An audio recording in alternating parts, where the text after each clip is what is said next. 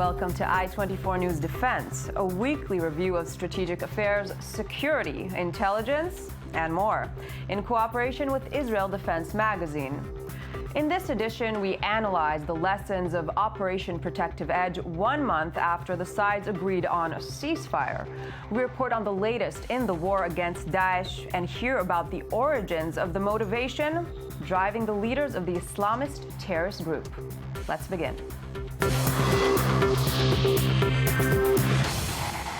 As Israeli Prime Minister Benjamin Netanyahu and the PA Chairman Mahmoud Abbas sparred at the UN General Assembly, dozens of military personnel, retired officers, ministers, and researchers gathered at Israel's National Security Studies Institute to discuss and analyze the implications of Operation Protective Edge. Tal Shalev with the story.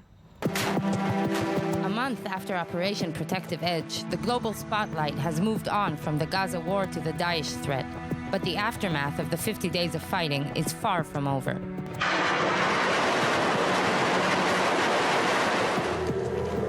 For the third time in 6 years, Israel finds itself looking back at another violent conflict in the Gaza Strip. We expected a war with Hamas of 20 days. And we found ourselves, after 50 days, 51 days, finishing this operation. The question is, what went wrong over here? Protective Edge displayed impressive advances in military technology, enabling Israel to withstand thousands of rockets and mortar shells and successfully kill senior Hamas commanders. But Israel was caught off guard regarding the extent of Hamas's tunnel network. We all knew about the tunnels, but it is quite obvious right now that the meaning of and the threat that came from the tunnels was not known, not expected, and in a way we were surprised. Even as Israel tried to avoid civilian casualties, it failed, as Hamas purposefully embedded itself among the civilian population, creating a legal headache the day after the war. Well, I think Protective Edge is yet another example, it's not the first one, of the difficulty of fighting these kinds of wars where the enemy is attacking our civilians and using civilians as the human shields. And how do we, on the one hand, protect ourselves, defend our civilians, and on the other hand, minimize as much as possible harm to civilians when the harm to civilians is one of the methods the other side is using against us. In recent weeks, the Israeli Prime Minister has repeatedly hinted at a new diplomatic horizon with the moderate Arab states. But life has returned to the pre-operation status quo, and many have doubts about the strategic and diplomatic endgame of this round. The larger thinking should have been, how do we, together with our regional allies and partners and potential partners, enable us to change the nature of the political relations between Israel and the Palestinians that would lead to the resolution of the Palestinian-Israeli conflict and not create a new status quo which endangers Israel in the longer term. The constant threat of fire and assaults hasn't been removed, and the Gaza blockade is yet to be lifted. Hamas might be weakened, but it was not defeated and is not about to disarm. So the lessons of the Gaza war should be examined, preparing for the next round. It's probably not a matter of if, but rather when. And joining us now from the INSS is Reserve Major General Amos Yadlin, former head of military intelligence of IDF. Good evening, General. Were you satisfied with the dialogue between the military and the political leadership during the operation? The political echelon have dictated a very limited operation, and I'm not sure whether the military leaders brought to the cabinet some other innovative ideas how to achieve a more ambitious goal, or even this very modest goal of quiet for quiet in a much shorter time with a better result about the coming agreement that we don't know yet whether it is a strategic, positive outcome for Israel, or we are going back to a very problematic strategic relation between Israel and Hamas. The atmosphere was not such that encourage, bring us some new ideas, bring us innovative ideas, bring us alternative strategic goals and modus operandi for the IDF to bring this result, as I say, in a shorter time and and a better result. Do you think Israel could have achieved more, given its superiority in terms of manpower and weapons? Yes, I do. Yes, I do. I think the strategic goal of quiet for quiet, based on restoring deterrence and hit Hamas, was not enough. It is very important to look into the future and have a longer, much longer period of quiet and have a very strong deterrence. Both were not achieved in the scenarios that I could imagine the IDF operating in Gaza. Much stronger, much earlier, and in innovative ways and not in a very schematic way.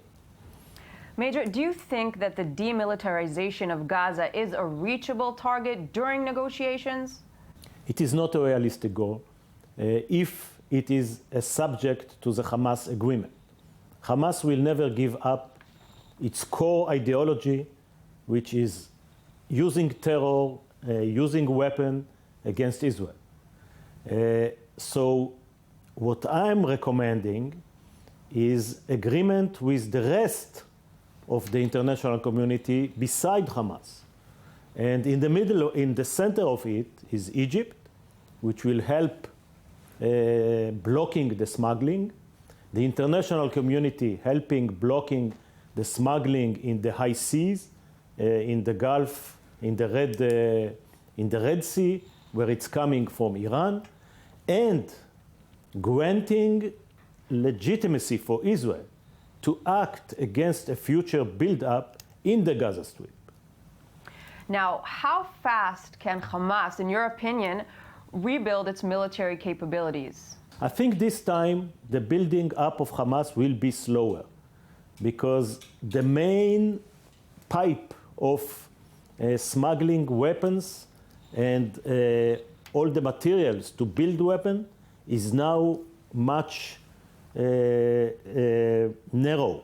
It was narrowed by the operations that the Egyptians have done to block the tunnels of smuggling. Not to be pessimistic, but do you think the next round is on the doorstep? Very difficult to judge. There are not prophets around. It has to do a lot with the political arrangement that will be reached or not reached in Cairo. As you remember, within 30 days, negotiations should have been started. They hardly started. We don't know what will be the result. If Gaza will have a program to rebuild it, and Hamas will have a lot to lose in the future, I think the period will be longer. And the other way around. No effective program to limit Hamas, no rebuilding of Gaza, Hamas has nothing to lose. They may go very quickly to another round. And finally, what can be learned from Operation Protective Edge for a similar operation against Hezbollah in the north? Yeah, Hezbollah is a different story. Hezbollah has much more formidable capabilities. Israel will have to be much more aggressive in the north. Hezbollah is Lebanon. It's part of the government. So Lebanon has much more to lose compared to Gaza. When Hezbollah will fire the missiles, we have another layer of protective, not only the Iron Dome, but the Arrow. And Israel can find and has a military solution to Hezbollah's threat, but it's a different magnitude of conflict, much harder than the one in Gaza. Major General Yadlin, thank you for your time. Good evening to you and to your listeners.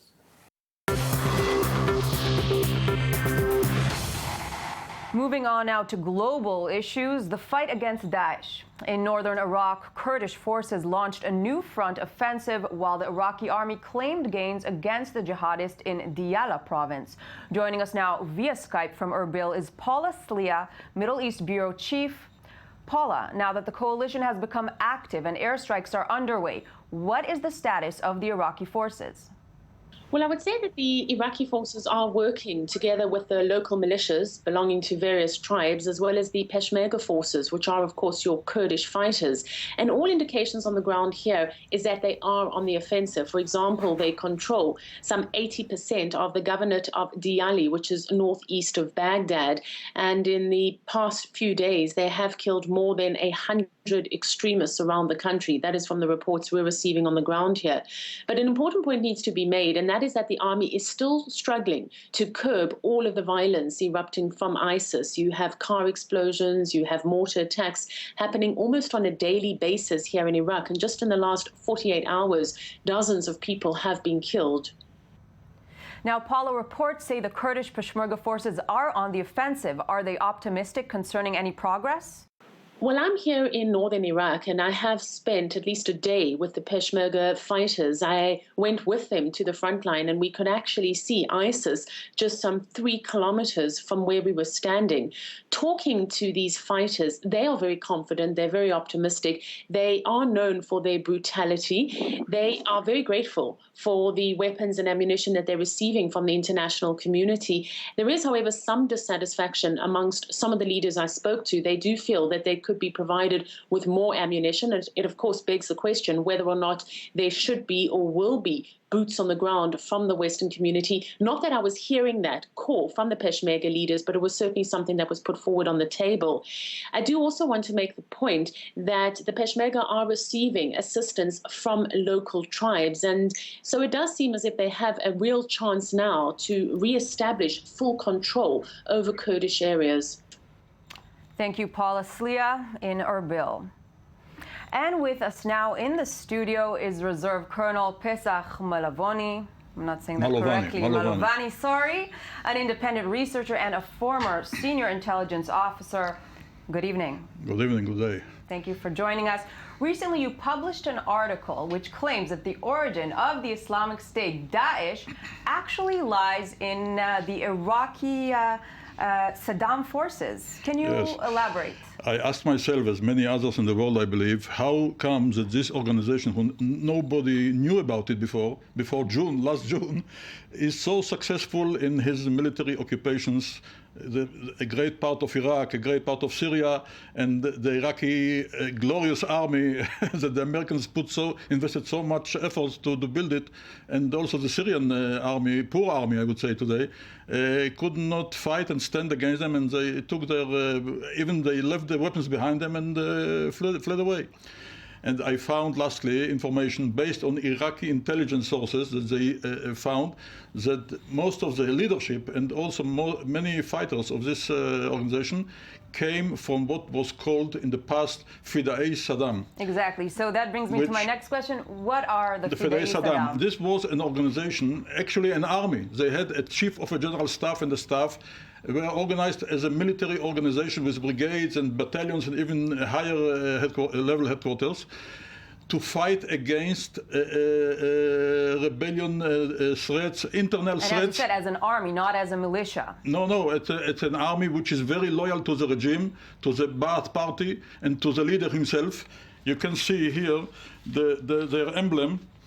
You see, this is Saddam, the profile of Saddam. Here it's written Allah, which means God, the nation, Al-Watan, Al-Qaeda, the leader, and this is the Fedayeen. And with the famous black background, which may be... This is the black one, and there is also a white one. This is the Fedayeen. They were established as a lesson of the Intifada, the big rebellion that started in Iraq in the Kurdish and Shiite areas just after the end of the Desert Storm operation in Kuwait. And as a lesson, the regime decided to establish we this. See it's quite similar. Yes.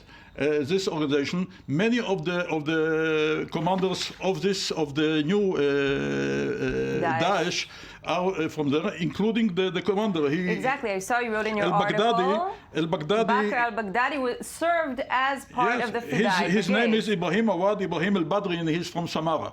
So this is actually the roots. They learned there very well how to do all the things they are doing today, because also in those days, everybody who was suspected, they tortured him and killed him and beheaded him.